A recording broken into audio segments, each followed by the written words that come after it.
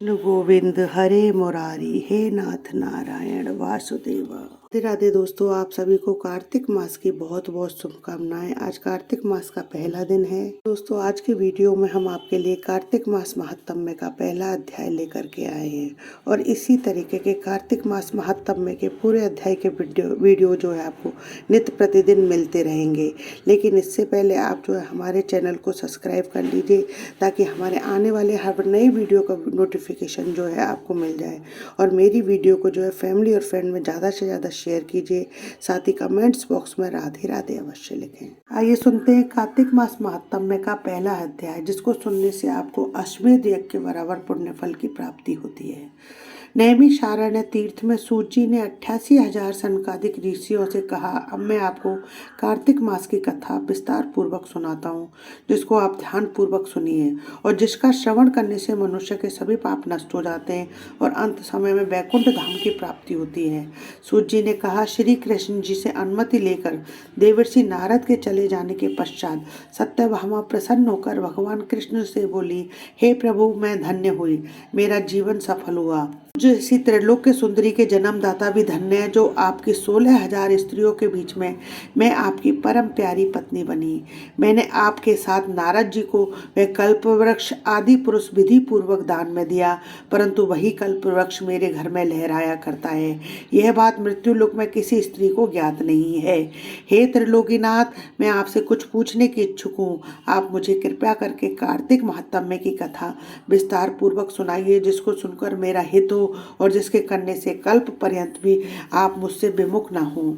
सूत जी आगे बोले, सत्यभामा के ऐसे वचन सुनकर श्री कृष्ण ने हंसते हुए सत्यभामा का हाथ पकड़ा और अपने सेवकों को वहीं रुकने के लिए कहकर विलास युक्त अपनी पत्नी को कल्प वृक्ष के नीचे ले गए। फिर हंसकर बोले, हे प्रिय, 16,000 रानियों में से तुम मुझे सबसे ज्यादा प्यारी हो। मेरे को तुम प्राणों के समान प्यारी हो। तुम्हारे लिए मैंने इंद्र एवं देवताओं से भी विरोध किया था। हे कांते, जो बात तुमने मुझसे पूछी है उसे सुनो। एक दिन मैंने यानी श्री कृष्ण तुम्हारी सत्यभामा इच्छा पूर्ति के लिए गरुड़ पर सवार होकर इंद्रलोक जाकर कल्प वृक्ष मांगा। इंद्र से इंद्र द्वारा मना किए जाने पर इंद्र एवं गरुड़ में घोर संग्राम हुआ और गोलोक में गरुड़ जी गौ से युद्ध किया।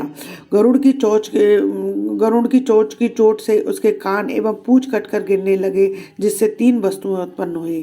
कान से तंबाकू, पूंछ से गोभी और रक्त से मेहंदी। इन तीनों का प्रयोग करने वालों को मोक्ष नहीं मिलता। तब गौ ने भी क्रोधित होकर गरुड़ पर वार किया, जिससे उनके 3 पंख टूटकर गिर गए।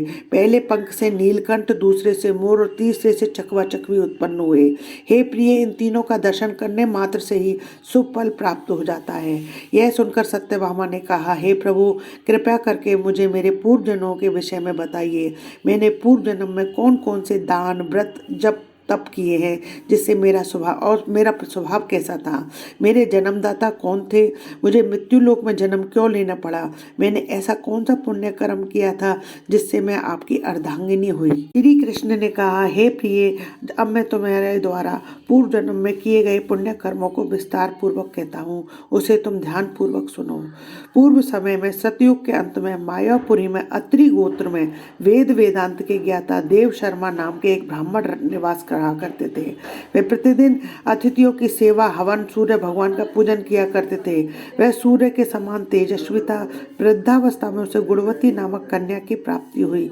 उस पुत्रहीन ब्राह्मण ने अपनी कन्या का विवाह अपने ही चंद्र नामक शिष्य के साथ कर दिया। वह चंद्र को अपने पुत्र के समान मानता था और चंद्र भी उसे अपने पिता की भांति सम्मान देता था। एक दिन वे दोनों कुश एवं समिधा लेने के लिए जंगल में गए। तब वे हिमालय की तलहटी में भ्रमण कर रहे थे। तब उन्हें एक राक्षस आता हुआ दिखाई दिया। उस राक्षस को देखकर भय के कारण उनके अंग शिथिल हो गए और वे वहां से भागने में भी असमर्थ हो गए। तब उस काल के समान राक्षस ने उन दोनों को मार डाला। चूंकि वे धर्मात्मा थे, इसलिए मेरे पार्षद उन्हें मेरे वैकुंठ धाम में मेरे पास ले आए। उन दोनों के द्वारा आजीवन सूर्य भगवान की पूजा किए जाने के कारण मैं दोनों पर अति प्रसन्न हुआ। गणेश जी, शिव जी, सूर्य देवी और उन सब की पूजा करने वाले मनुष्य को स्वर्ग की प्राप्ति होती है।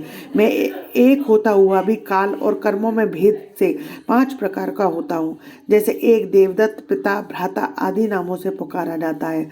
जब वे दोनों विमान पर आरूढ़ होकर सूर्य के समान तेज तेजस्वी रूपमान चंदन की माला धारण किए हुए मेरे भवन में आए तो वे दिव्य भोगों को भोगने लगे। ओम नमो भगवते वासुदेवाय। कार्तिक मास महात्म्य का पहला अध्याय समाप्त हुआ।